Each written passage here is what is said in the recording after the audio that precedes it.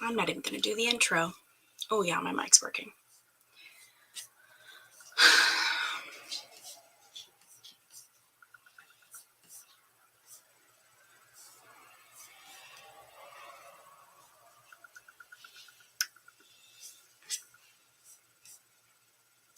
Let's wait until it hits the internet.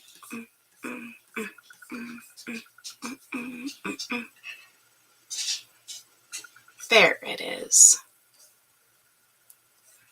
Let's put me. We're going to get rid of this comment. Let's make a new comment.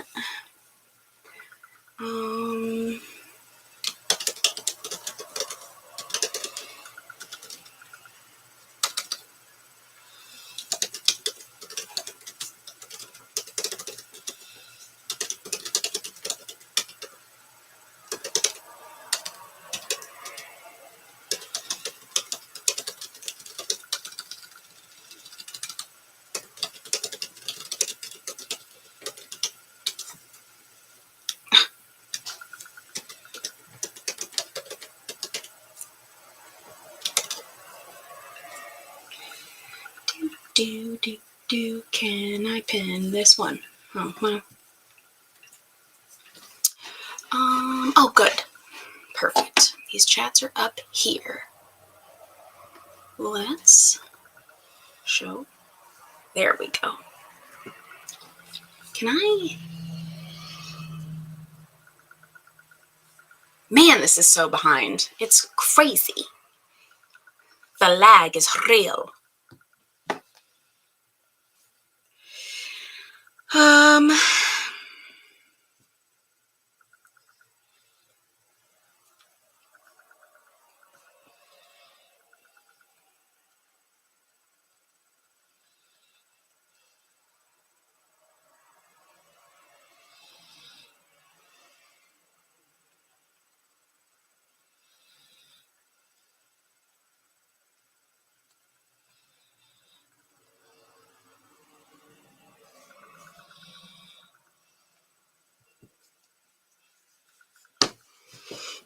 I'm just gonna sit here and hang out with my migraine that's been lasting all weekend. It's so fun. There's my mic. I'm also gonna wait until noon. Let's turn this around.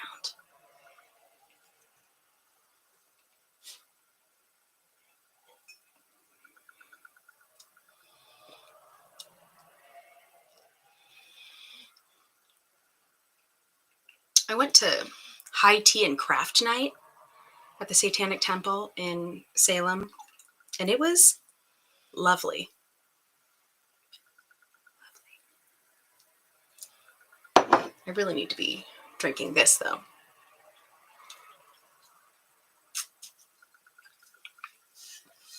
Hello.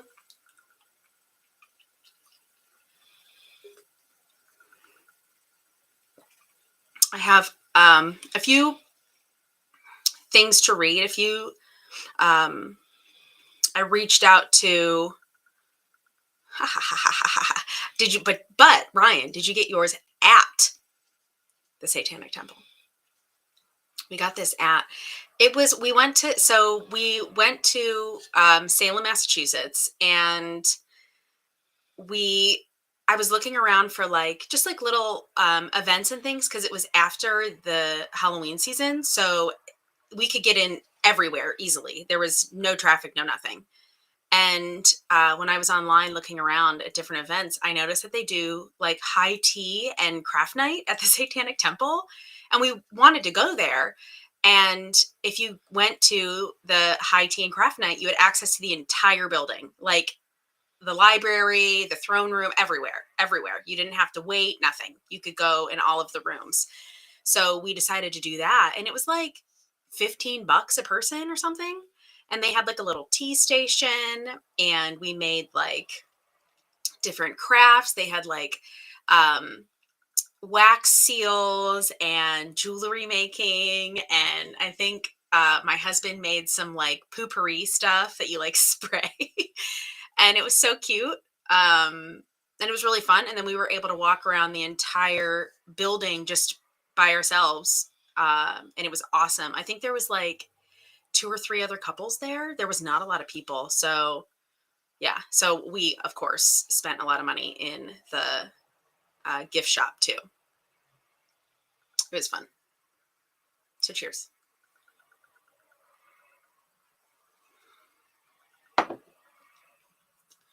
Um, I'm gonna wait right until, oh, it's like a minute until noon. So I'm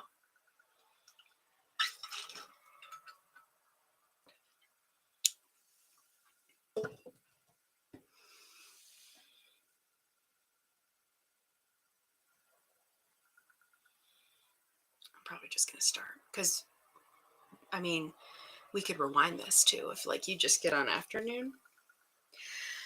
Um, okay, I have some notes here and I have some things of some ideas and stuff that people have submitted and some concerns and things like that. But I wanted to talk about like ground rules of why I'm even doing a live about this. I'm not trying to center myself in this situation.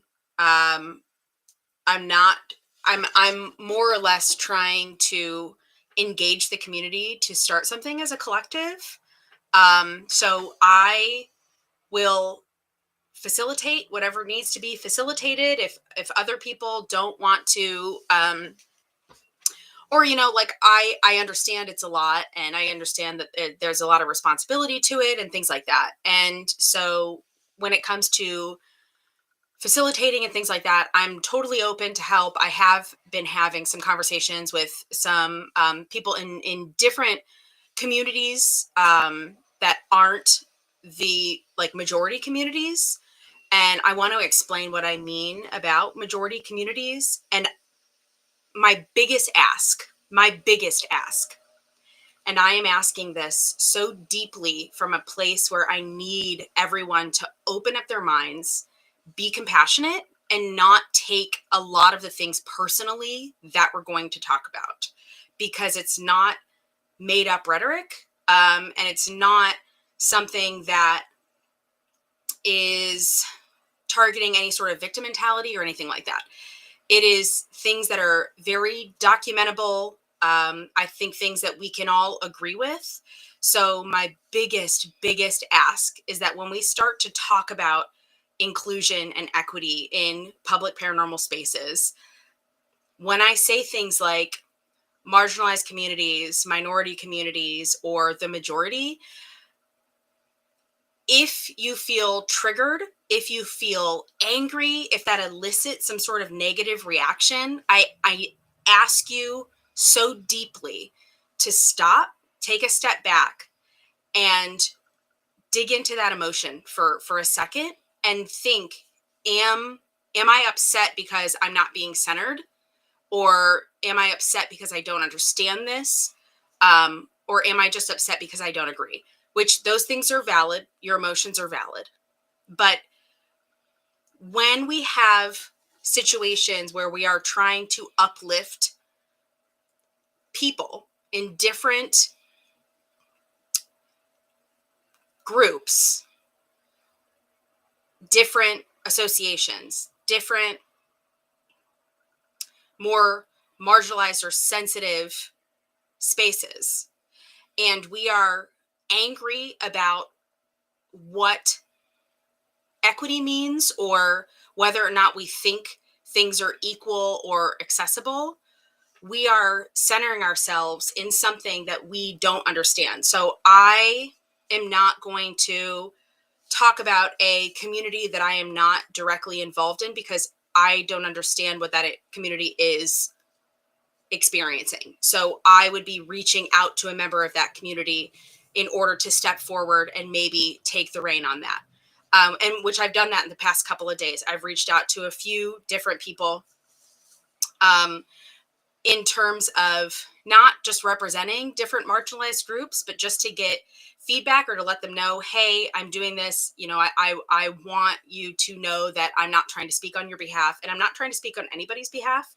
I'm trying to get the ball rolling, and I'm trying to be as objective as possible. And I want everybody else to also stay objective. I don't want this to turn into an emotional rant of, well, this is not fair. And if you do this, all you're doing is just making, and I don't want to target anything, but when I had first posted this, there was, a comment of, I feel like you're leaving out an entire group of people. And to be very specific, the entire group of people that was mentioned was straight white men.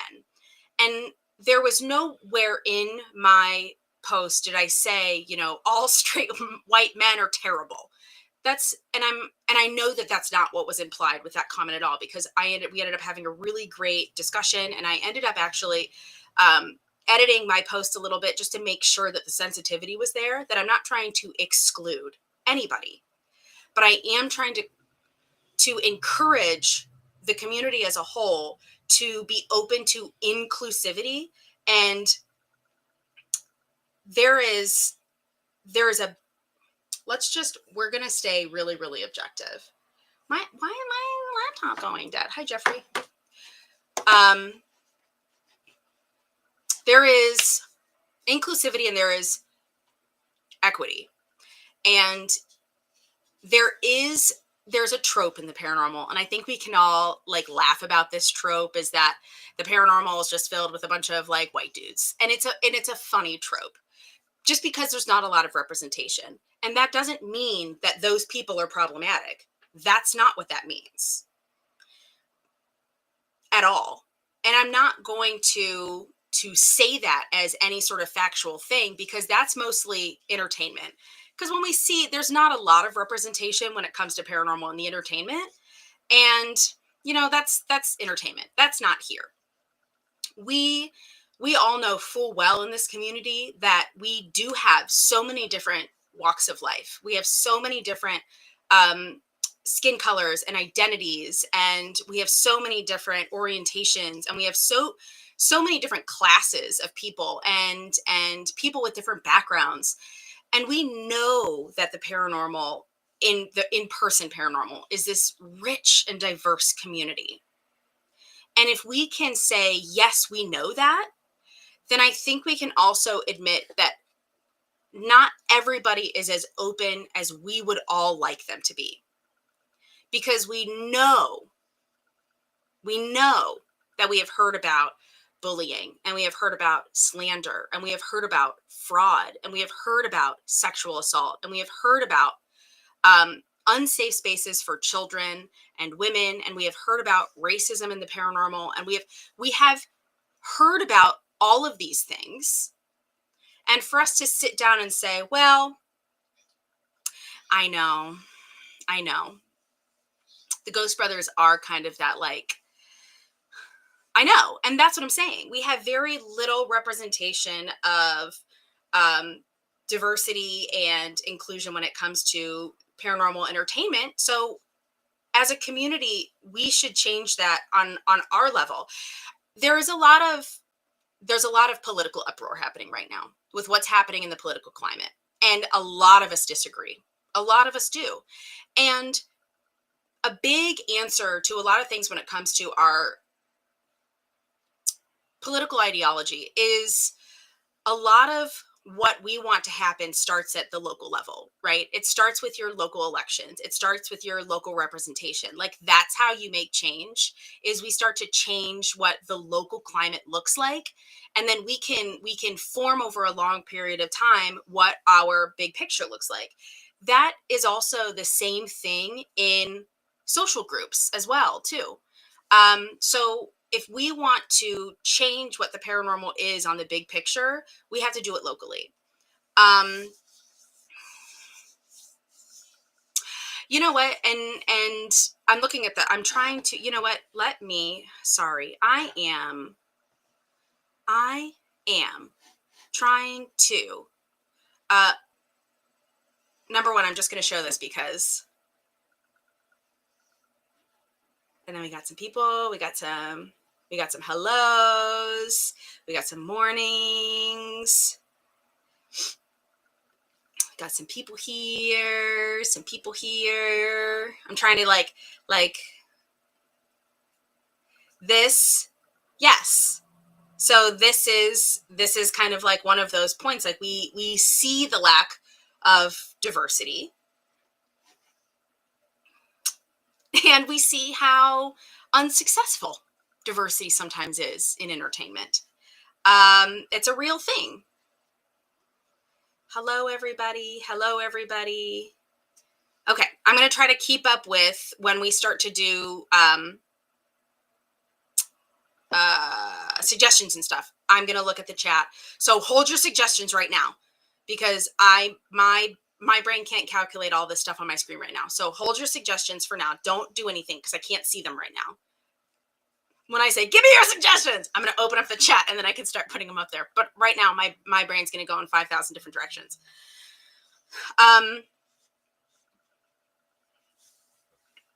Okay, so when we start to talk about this stuff, we all, including myself, so I'm going to also make sure that if I'm being given suggestions, because I know that even though I am considered to be a little bit of a group that is sensitive, being a woman, I still have, I still have a majority check mark, and I understand that. Where'd my mic go? Oh, there it is. And oh no, oh, there it is. Okay. And that I understand. And so I'm going to make sure my promise with this conversation is to not center myself and my experiences while I'm trying to encourage everybody to be a part of something that we can all put together. So that's my promise. And I want everybody to also make that promise, that we're not going to only center ourselves and our experiences in the paranormal. Because that's like me being like, well, I've never been sexually assaulted at a location, so that means it doesn't happen. When I know personally that that's not true. It's literally why, I probably shouldn't say this on Facebook, why I have more than just fisticuffs when I go to locations. So like, I know that stuff isn't true. Or, oh, I've never seen anybody be racist to me. Yes, correct. But that's me centering myself. So me just not experiencing what other people are saying is happening is me centering myself and then me doubting victims. And that's not what we want. When you hear something more than once, it's time to start paying attention.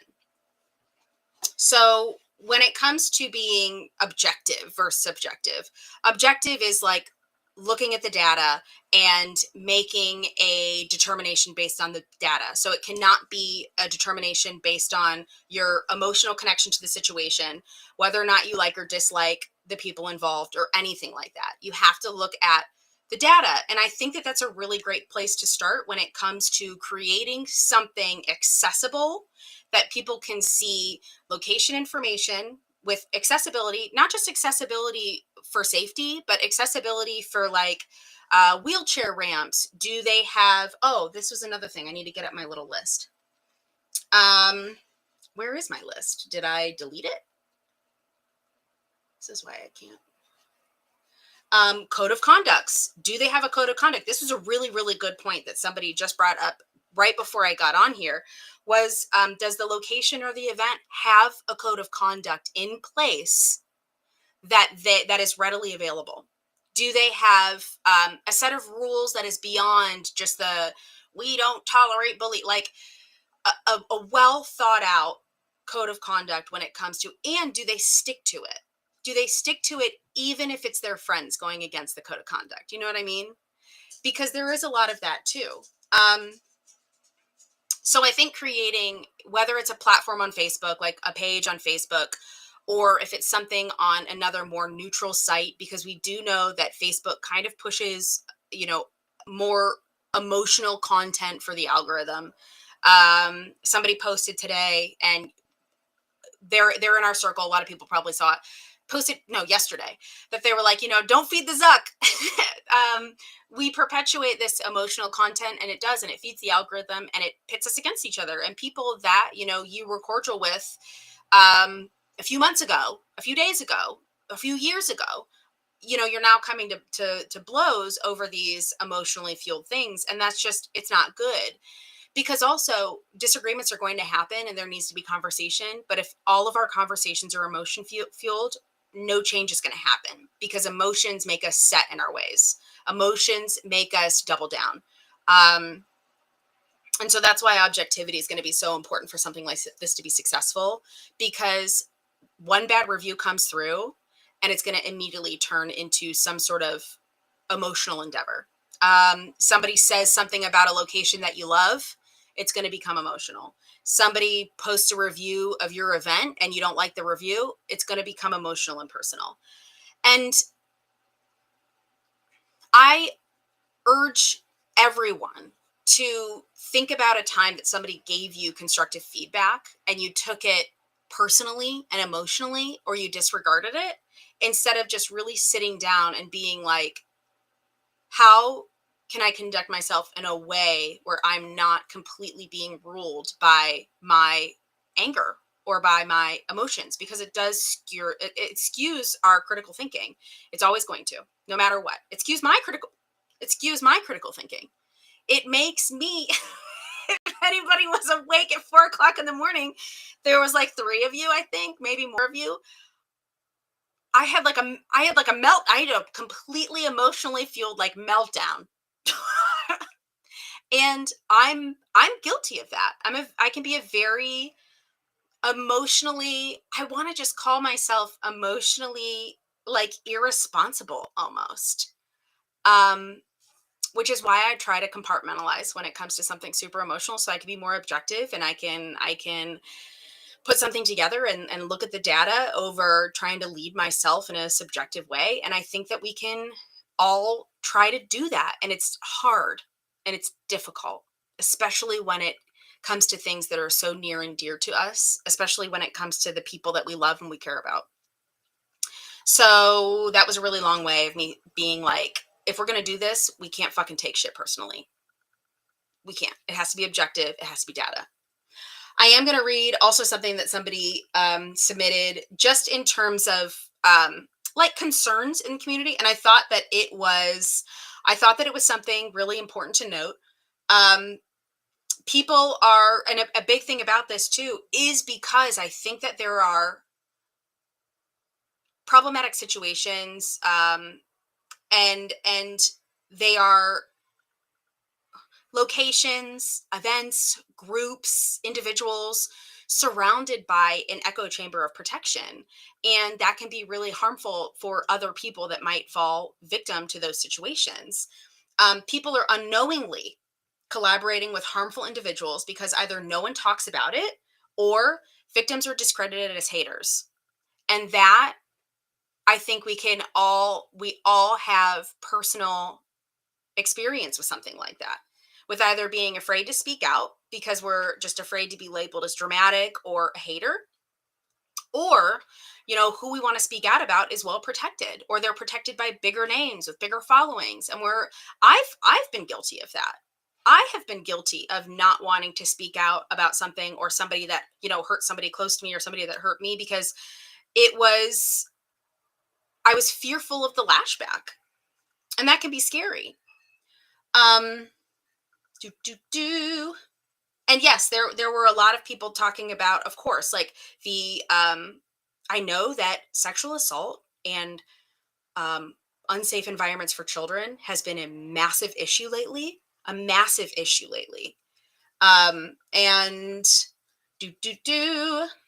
this mindset of, they've served their time, or the excuses discredits victims, and it creates more unsafety than safety, because we're trying to salvage people's their egos, or we're trying to not get them upset at us.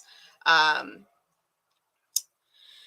and then we also have like the shifting focus to avoid uncomfortable conversations. This is a big one as well too.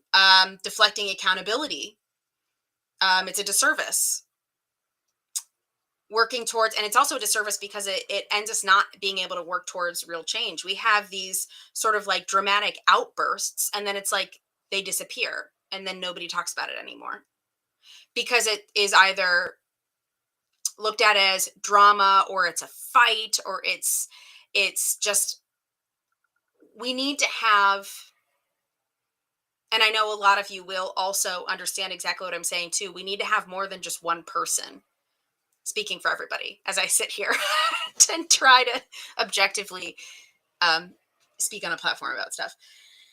Genuine change comes from transparency, accountability, and collaboration, not performative actions designed to distract or shift blame. So we can have somebody who does something really super harmful, but then they turn around and they um,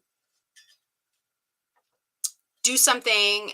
Performative activism is just those very like sort of like surface level things that we'll see in the community, whether it's like, oh, this person was um a convicted rapist, and so now they're gonna do an event that's raising money for sexual assault, for, you know what like something like that, where it's just like,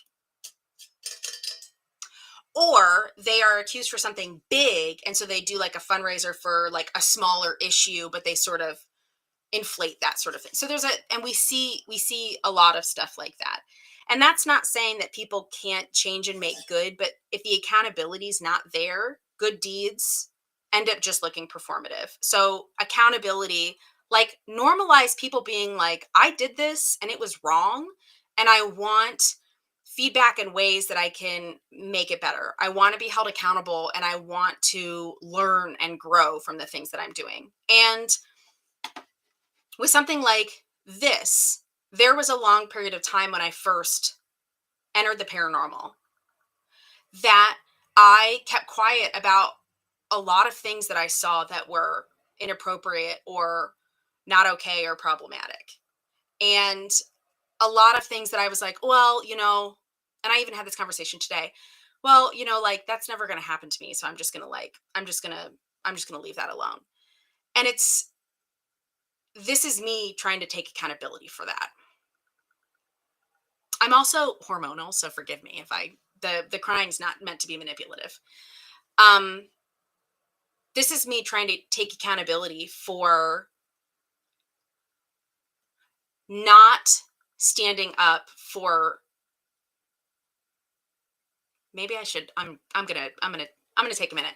Does anybody have any comments or suggestions or talking points? We're gonna go to that. My uterus is gonna make me cry for no apparent reason here. Let's see. Oh, we got some. Hello, hello. This is oh, okay, here we go. I'm just gonna go through. Would code of conduct also include proper etiquette? I would say, yeah, I would say like your code of conduct definitely includes sort of like proper etiquette, like how you should conduct yourself. I also think that it's okay to have standards for your events. It's okay to have, I've been so, and I'm gonna speak about it again, and this is not like a favoritism thing or anything like that, but, and this is because all of you know full well 100% of the events that I attend are the events that I'm obsessed with and I absolutely love, dear to my heart forever and ever and ever.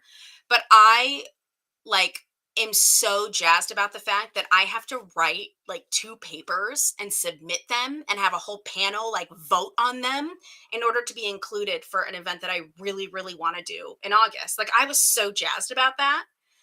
And it also kind of makes you feel like it's a little like nerve wracking. And it's like, you know what? If you don't get in, it's not a big deal. You get the feedback, you figure it out, and you try again next year. But it's like that's so cool to me. And it doesn't have to be something that's that in depth, but yeah, like code of conduct, proper etiquette, and maybe just like, hey, here's what you have to submit in order to be a part of this sort of event. And that doesn't have to be every event, but it's just those ideas that you're creating a sort of like standard for who is going to be there, because we all know too that there is conversation around cons that it's like, oh well, it's all about who you know. And it's like, let's smash that, that idea too. Um, this one.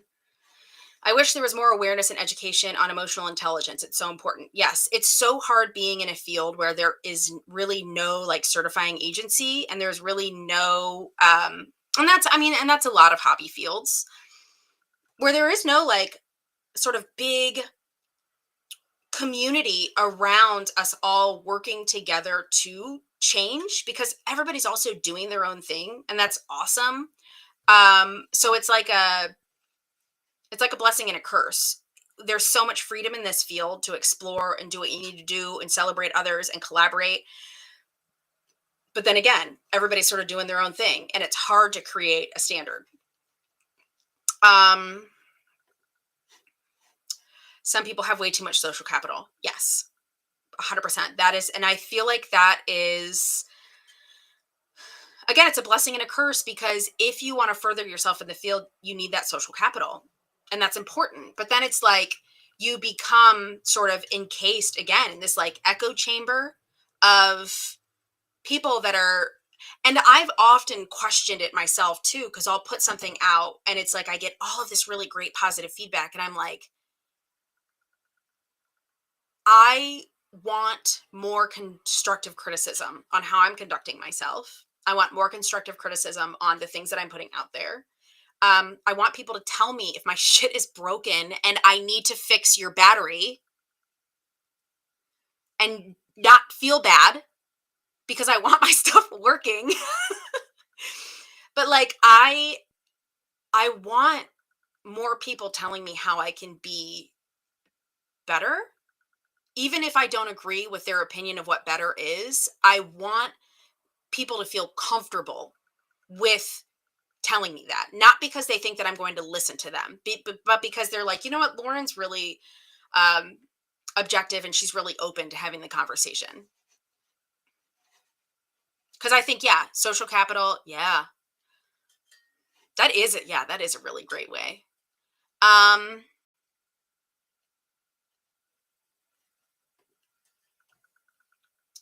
I mean, this is a pretty lax principal's office. I'm not trying. I hope I'm not trying to scold anybody. I mean, I hope that's not what this is coming off at. And also, too, like that's if you. This is not a bash fest. This is just because there have been discussions about creating some sort of platform that highlights safety and inclusion in the paranormal. And I just want to start the conversation and get the ball rolling on actually like a platform being created where people can go and they can see safety ratings at um, locations, safety ratings of different social groups, safety ratings of different events. And that's not just safety ratings, but like accessibility, like wheelchair accessibility, accessibility for deaf or blind, all sorts of different accessibility traits, and then safety in terms of bias or harassment or things like that. So it's not, and not just that, but like, I mean, I don't know. Welcome to humanity. We all have an opinion on how people need to act. I guess it's if you don't think that people need to be told how to act, then you're not susceptible to the things that other people are experiencing, and not a that's not a bad thing if you don't experience it. Like, and that's okay. This is just opening up the conversation that there are other people in the field that are experiencing negative things in the paranormal, and I don't want that, because I want everybody to enjoy being here, you know. um Performative activism is lacking nuance and not letting people grow from mistakes. That not letting people grow from mistakes is, so when I there was, of course, if anybody was ever a part of like a an AA or a substance abuse program, or even like I went the route of like the 8 limbs of yoga, yamas and niyamas, but the not letting people grow from mistakes is said in so many different ways, right? Like, don't take away somebody's rock bottom, because there's so much that you can learn from you don't have to lose it all, but emotionally, you have to strip away a lot of your own emotional protections in order to really take a look and figure out where you need to grow. And being somebody who just celebrated 7 years of sobriety, I needed to have that moment where I felt so completely alone, unless I was like abusing a substance, or unless I was bonding with other people over abusing a substance. And that was like, I'm not creating genuine connections. And if I never had a moment like that where I felt like I was so close to just not wanting to be here anymore, and I mean, obviously I am here, so thankfully, it didn't come to that. Not for lack of trying. Um, then I would have never had the motivation to stay sober. So, and I know it's not, well, no, no, I'm gonna keep comparing it to that. I'm not even gonna take that back. Um, yeah, I think that's really important. Allowing people to learn from their accountability can be very grounding and humbling. Um, oh, I'm just trying to make sure I'm pre reading comments because I don't want to target anybody, because this is just an open conversation and it's not going to be the only conversation that's going to be had, because I think that action needs to happen over conversation. So again, I don't want this to be a performative action. I don't want this to be a live that's like, oh, Lauren did this and oh my god, how great. This isn't great. This is not me. This isn't great. There is no centering of myself, because one, I don't want to be in charge of this. I want this to be something that I just maybe like spark the conversation, and I could handle some PR and like, haters or whatever.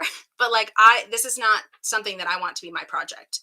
I can be involved in whatever capacity that it needs to be, but using my platform to platform the people that need,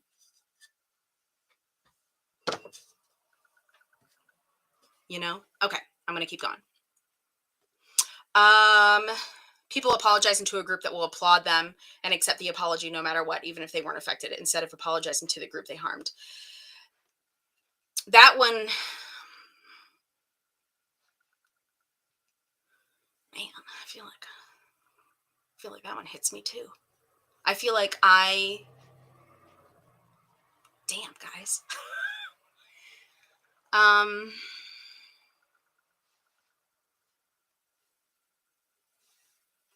so I am just going to read a part of this comment.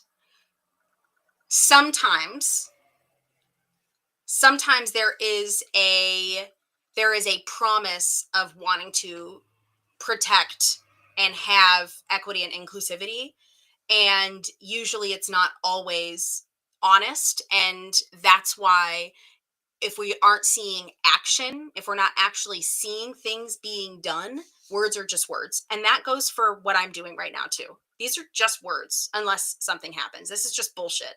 This is performative activism at its finest right now.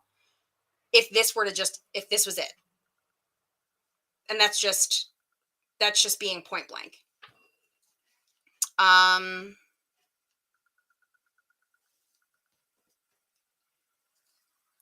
So I am going to show this one because very much same. I only came into the community in a public way, probably 3 years ago, maybe.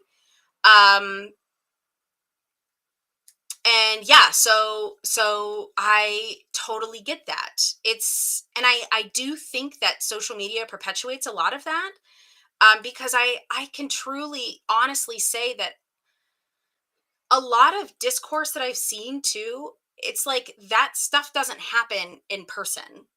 Um, and I feel like if we weren't all sort of keeping these things just on Facebook and that's it, which is why I think a very like objective, straightforward sort of platform to people to go to just like look at objective data on locations, events, social groups, things like that, where they can make their own decision that isn't based on like gossip or slander or things like that.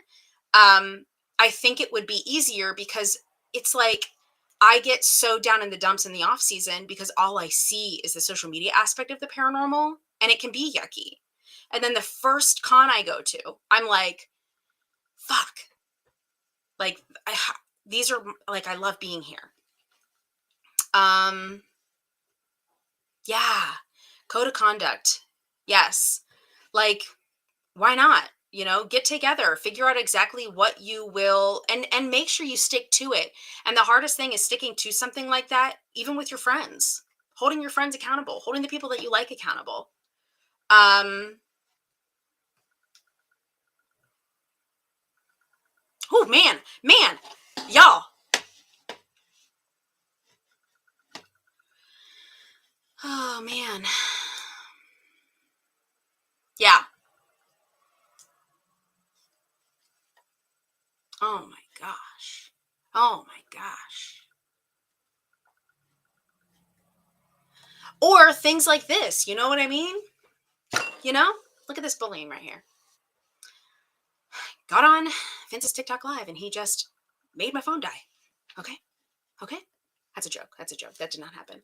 Um so now I definitely want some opinions or ideas on a platform that this could be on. Like, do you guys think that having some sort of objective site where it can be like organized by, you know, here's locations in the area and places can either submit their location or locations can be submitted by other people through reviews and things like that. And then like social groups and teams. Because let's be honest, there's a lot of teams out there and not all, you know, sometimes a team is going to be really great for certain people and not really great for other people. And we can't work in the community by just, unfortunately, we can't just cancel everybody that we think is problematic because that across the board, even though we would love for it to be equal across the board, it's not.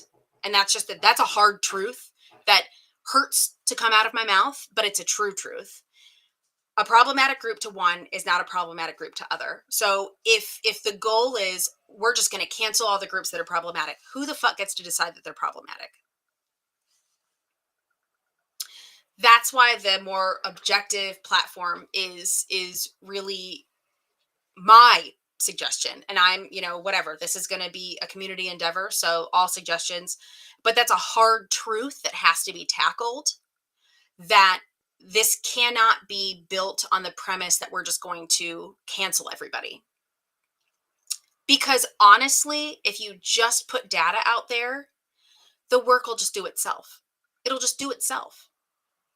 You know, if it's out there and it's accessible and it is done in an objective way and it's done in an easily accessible way, you won't have to sort through people's, you know, social media posts. It'll all be right there. So it'll do, yeah, like a trust pilot for the paranormal.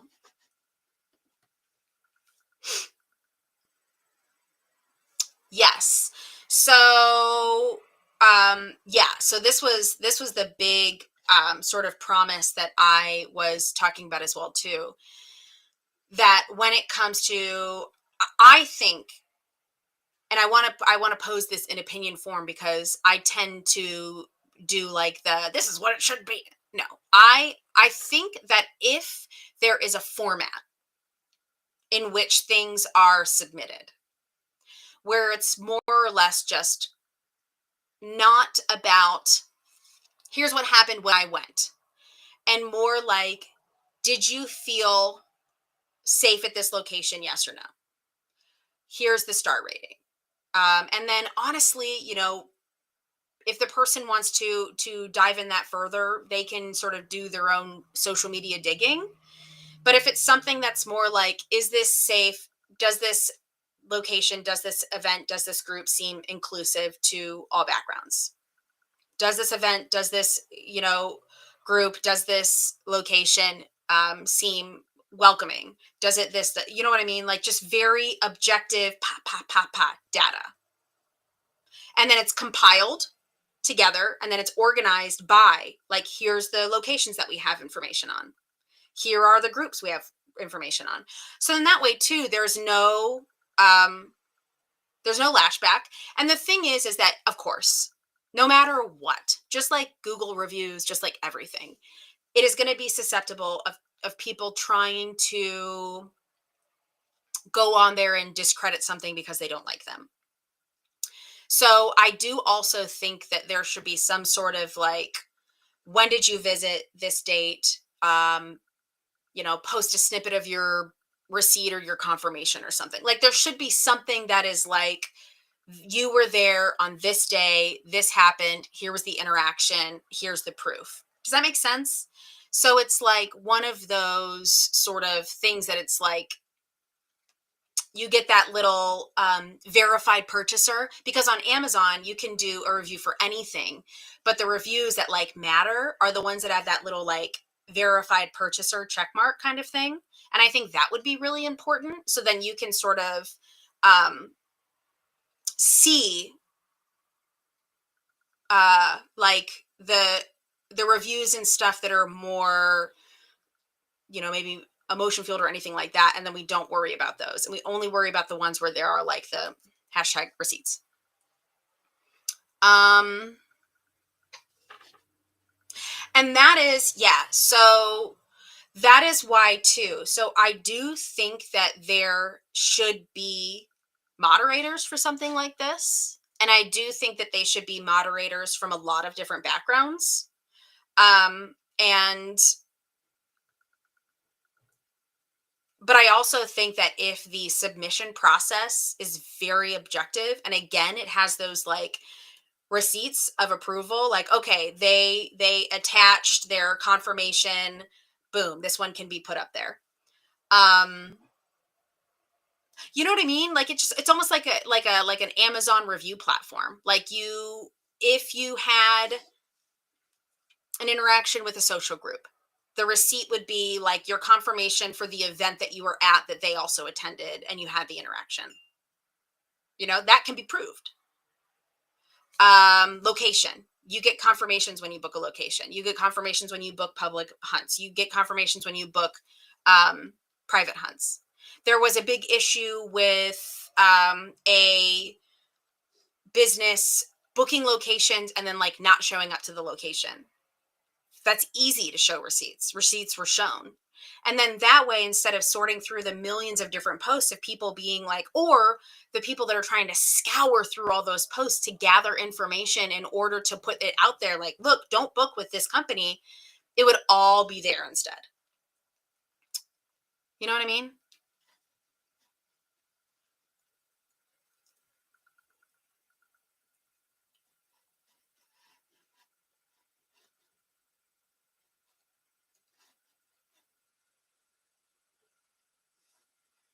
And I know too, and this is something that I'm having lunch with somebody from a location next weekend too, and it has been uh it's actually already something that's in the works of creating this like coalition of locations that do submit their promises to the community, and they get kind of this like seal of approval that they're a part of this organization. So that is something that is already happening. I will say that one I do know is happening, and it is by a location that has probably some of the best organization for events and stuff when it comes. I might be being biased there, so I'm not going to guarantee on that, but it is something that is being put together by a very organized person. I'll put it that way. But I will say the whole like coalition for, and it's location specific. So this is not something that's like run by the community necessarily. It would be something that locations would like apply and be approved for, and it's a coalition that's run by a location. And again, might be a biased opinion, but I do think when more information on that comes, I think a lot of people will agree that it is going to be done very, very well. And it's sort of like a standard for locations, and it is definitely like code of conduct, strict sort of rules when it comes to tolerance and things like that. So I will say that is something. And then my idea when it comes to just the community is more socially based. There's so much emotionally fueled sort of like rhetoric and slander, and I hate using the term drama is so dramatic, so I'm so sorry. But you know what I mean. And it's on social media, and it's like you only see it if it's shown to you. So I do I have reached out, and then also, you guys in the comment section as well too. Um, I want to almost, and it might end up being connecting people through like a Facebook group, just so the conversation can start happening more. Um, in terms of how to organize it. So I will ask as well too that if we start, or if somebody starts a Facebook group when it comes to ideas for a platform that organizes things, I think the biggest thing that we all have to watch out for as a community is it turning into gossip. Is it turning into a platform where there is favoritism, where there is people having emotionally infused opinions? Um,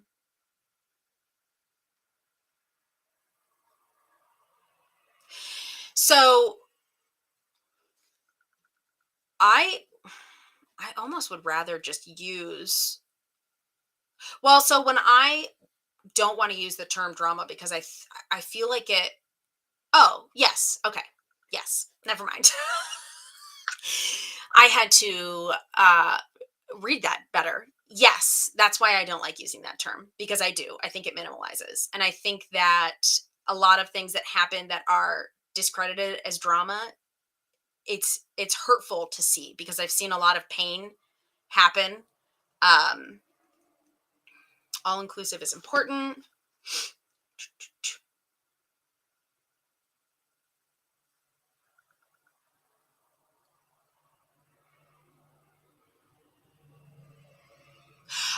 Yeah, so that's going to be, I mean, inclusivity. And that's why, honestly, when it comes to inclusivity, it's going to be about the community creating a way that they can objectively submit the proof of whether or not these places are safe for um, marginalized communities, or communities that might be more, susceptible to needing this information.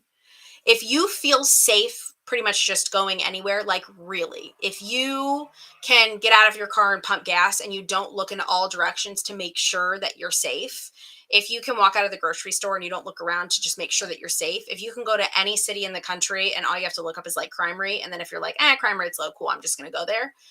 That is typically, oh my gosh, it's so funny. I was just talking about how I was having a conversation with somebody about how there is definitely conversations about locations correlating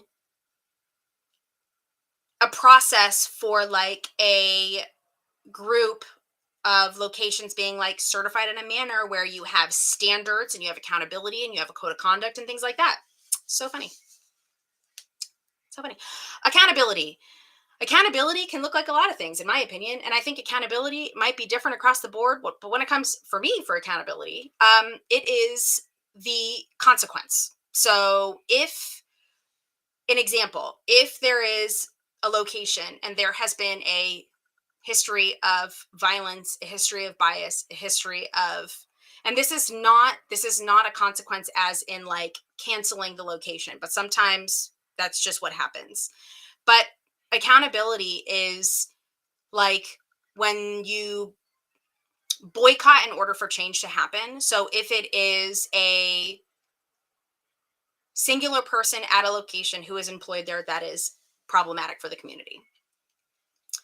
Everybody banding together and being like, we are not going to invest in that location until change is made, until there is a statement made by the owner, until we see that person being removed.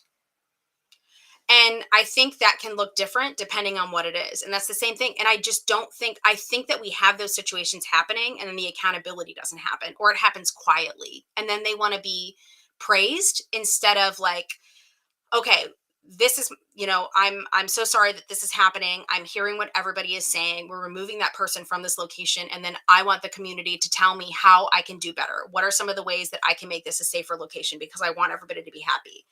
Instead of, what I see people blowing it off and like minimalizing the trauma by making jokes about it. Or just saying, fine, whatever, F all you guys, and moving to, or just, their friends are still booking. And accountability can come from a lot of different things, but for a community to hold somebody accountable, we all have to promise that we're going to hold even our friends accountable. And I think that accountability can look different from people to people, from business to business, from location to location. But I do think that it is somebody stating, I have heard you and I am guilty of this and I want to make it better. And here are the steps that I'm going to take to make this better. And then I want your input to make this better as well. And then showing the work. Showing the work. If you know me, you have heard that phrase come out of my mouth for so many different things. Showing the work.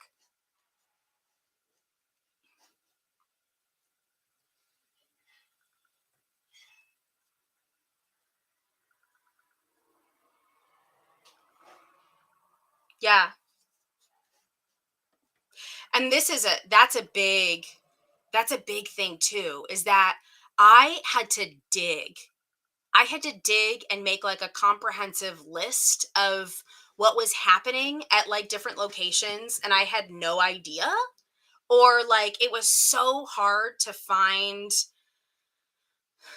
it was so hard to sort through what was gossip and what was honesty, because it was difficult to find the people that had the experiences that I wanted to get the information from, because I'm very much like, I don't want to go to a place that's going to put me in danger. I travel alone.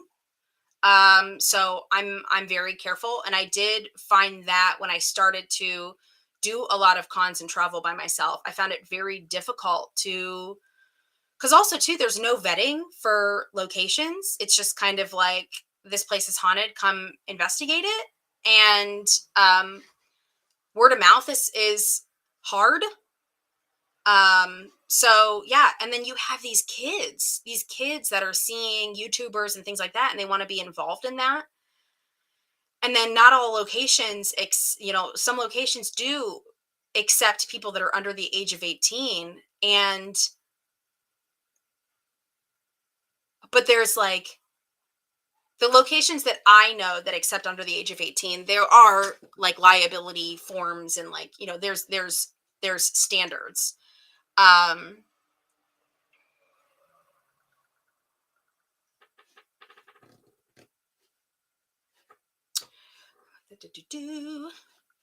but I will say, yeah, newbies. Newbies,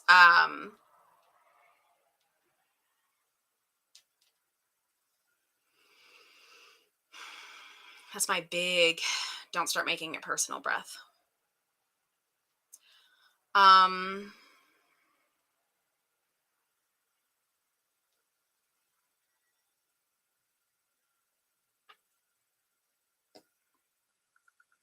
and like, no, this is almost like, I'm going to share this one because it's almost like a point of view kind of thing. Like,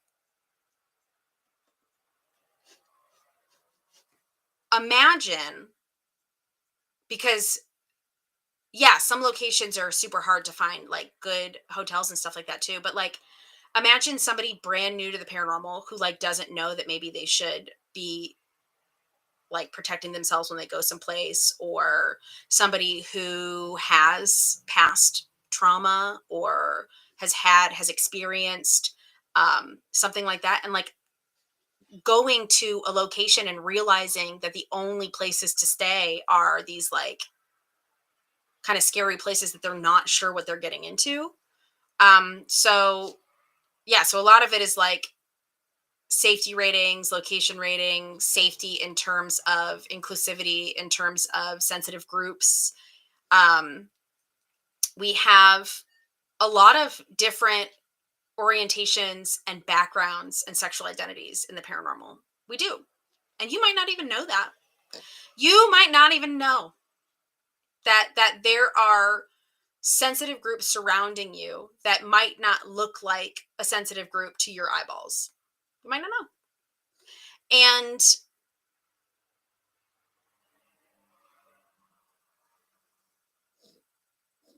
that's why. I think that this is a good start. I don't think this should end. I don't know what the next step is. Do you think that starting a Facebook group strictly for ideas and not opinions, like not like the direct opinions, like don't go here opinions, but like ideas of how the platform should move before it's created?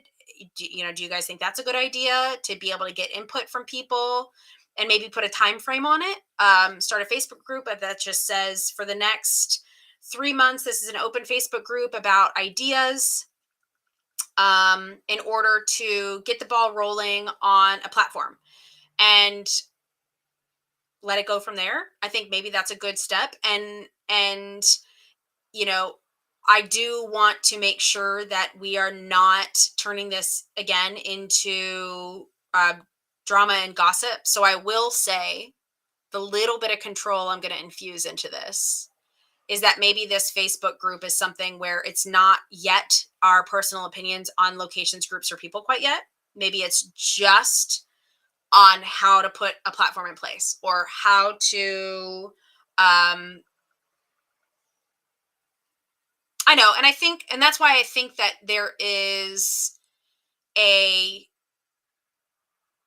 planning period. I don't think this live is all the answers, but I'm hoping that it creates a need, and so I think that the next step needs to be right now. So I know there's only 12 of you on here, and there's going to be some, of you watching the replay and things like that.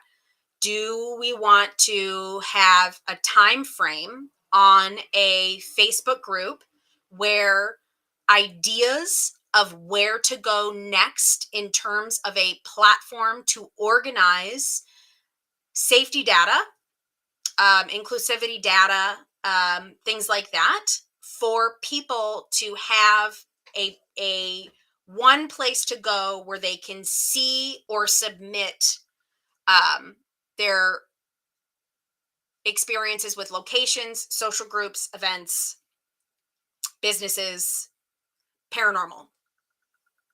Yeah?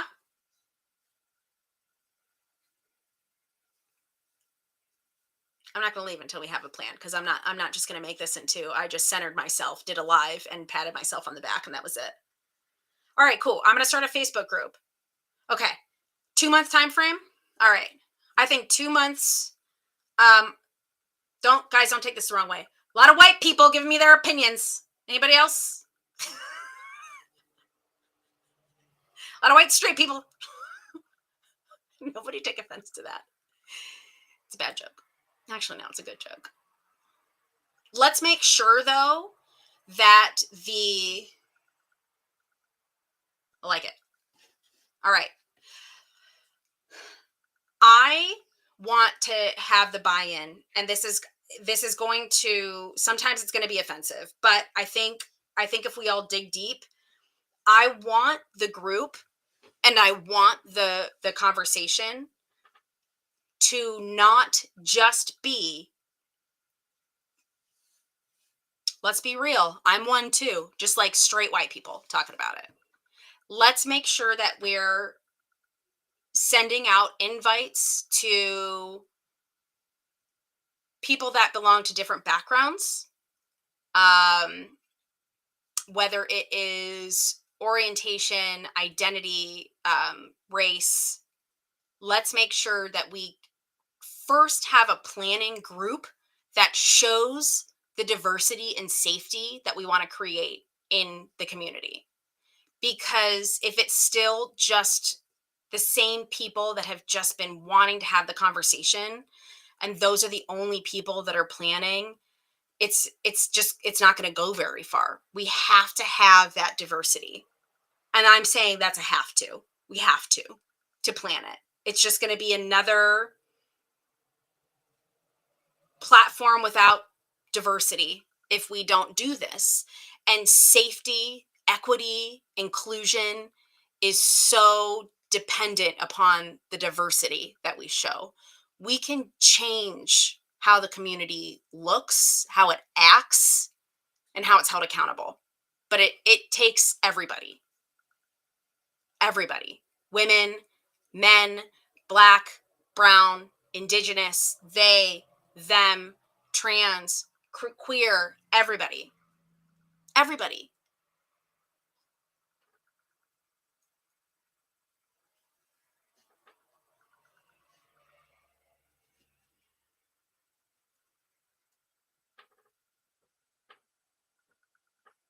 Yes. I don't want, I'm having a lot of I statements and I apologize. That's not, it's again, it's not my intention to center myself in this whole endeavor. I think we as a collective need to hold ourselves accountable in the group that we're going to create. We need to promise that it's going to look diverse. We need to promise that it's going to look the way we want the community to be. And we need to promise that it's not going to turn into opinions about specific locations, groups, people, businesses yet. It's just going to be opinions about the next step that we're going to take in 2 months to create a platform that gives the community an objective site, platform, or group where they can see information about a place, a group, a business, a location, their inclusivity, their code of conduct, real experiences with receipts, not like screenshot receipts, but like receipts as in the confirmation of the event that they were at, the confirmation of the location that those kinds of receipts. Um Guys, I'm too emotional for the praise. I don't want praise. Stop it right now. Also, I love you. Stop. I have to get off here. I'm going to start crying now. I'm not crying to manipulate. I'm crying because my uterus is shedding, just so you know.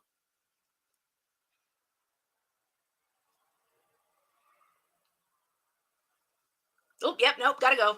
Okay, well, let's start a thing.